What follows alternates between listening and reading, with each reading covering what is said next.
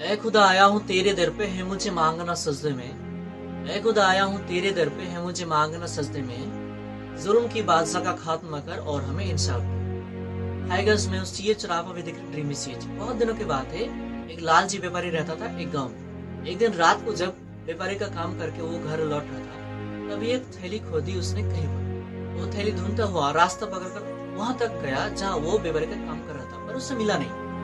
दुखी होकर मजबूरन गांव के जमींदार के पास गया और कहा कि मैंने एक थैली खोदी जिसके अंदर थी 50 सोने की सिक्के। अगर किसी को मिली और वो मुझे लौट आई तो मैं उसे इनाम भी दे दूंगा। ये सारी बातें ढिंढोरा पिटवा कर पूरे गांव में कृपा करके फैला दीजिए। फिर जमींदार ने ये सारी बातें ढिंढोरा पिटवा कर फैला दी और इनाम की बात भी। ढिंढोरा की बात सुनकर एक बूढ़ी औरत चले आई जमींदार के पास और कहने लगी कि मैं जब रास्ते से घर लौट रही थी तब मुझे ये बटुआ मिली। इस थैली के अंदर क्या है अभी तक मुझे पता नहीं है, क्योंकि मैंने खोलकर देखी भी नहीं। और मेरी दुनिया में एक बेटी है, उसके सिवा कोई नहीं है। हम दोनों माँ बेटी लोगों के घर में काम करते हैं, अपना गुजारा करते हैं। पर मेरी बेटी अभी शादी के लायक हो गई है, लेकिन उसे देने के लिए मेरे पास कुछ भी नहीं है। इस हालत को देखकर जमींदार तरस खा गए बूढ़ी औरत पर। अभी जल्दी जल्दी उस व्यापारी को बुलाया और कहा कि इस बूढ़ी औरत को उसका हिस्सा दे दो, इनाम दे दो।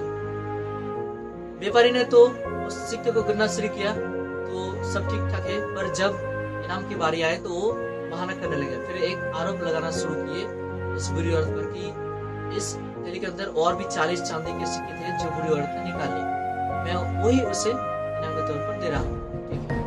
पर ये सुनकर बुरी औरत तो हक की खा गई और रो रो के कहने लगी, अगर मुझे चांदी के सिक्के रखना ही थे तो मैं सोने के सिक्के लौटाती क्यों? ये कैसे हो सकते हैं? व्यापारी की पूरी चाल जमींदार के दिमाग में आ गई। वो समझ में आ गई कि ये व्यापारी बहुत लालची और इनाम देने वाला नहीं है। फिर वो उसे सबक सिखाने के लिए एक बुद्धि आटी ठान ली। फिर वो कहा कि तुमने तो सिर्फ उस दिन सोने के सिक्के के बारे में जिक्र किए थे, चांदी के बारे में तो नहीं। व्यापारी ने कहा कि मैंने उस दिन भूल गया था। फिर व्यापारी को दोबारा कहा जमींदार ने कि मुझे तो नहीं लगता कि तुम जैसे कंजूस लोग एक भी सिक्का कभी भूल सकते हैं। तुम बूढ़ी औरत को इनाम देना ही नहीं चाहते हो, पर उसे आरोप दे रहे हो। और उसी दिन मेरी भी एक थैली खो दी थी। उस थैली के अंदर थी 50 सोने के सिक्के सिर्फ। ये थैली मेरी है। फिर बूढ़ी औरत को सोने की थैली लौटाते वक्त कहने लगा वो जमींदार कि तुम बहुत सच्चे और ईमानदार हो, ये देख मैं बहुत प्रसन्न हुआ हूँ। ये सारी सिक्के तुम तुम्हारे बेटी के लिए खर्च करना और उसे दान भी देना। और हाँ, अगर तुम्हें वो थैली मिली जिसके अंदर होंगे 50 सोने के सिक्के और 40 चांदी के सिक्के, तो तुरंत ही इनाम लिए बगैर ये व्यापारी को लौटा देना। फिर वो बहुत खुश होकर चला गया बूढ़ी औरत वहां से। और यहाँ पर जमींदार के पैर पकड़कर रोने लगे ये व्यापारी। पर तब तक बहुत देर हो चुकी थी, क्योंकि ये तो हो चुकी थी फाइनल डिसीजन। और व्यापारी को कहा जमींदार ने कि अगर तुम यहाँ से नहीं गए तो मैं तुम्हें पुलिस बुलाकर जेल भिजवा दूंगा।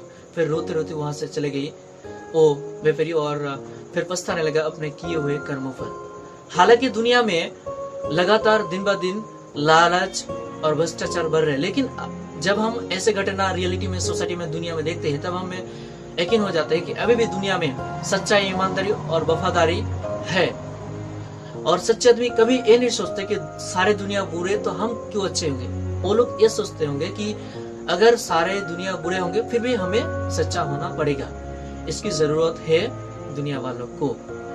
तो अगर आप काम कर रहे हो तो लगन से कीजिए, सपना देख रहे हो तो जरूर देखिए, मेहनत से काम करके सपना पूरा कीजिए।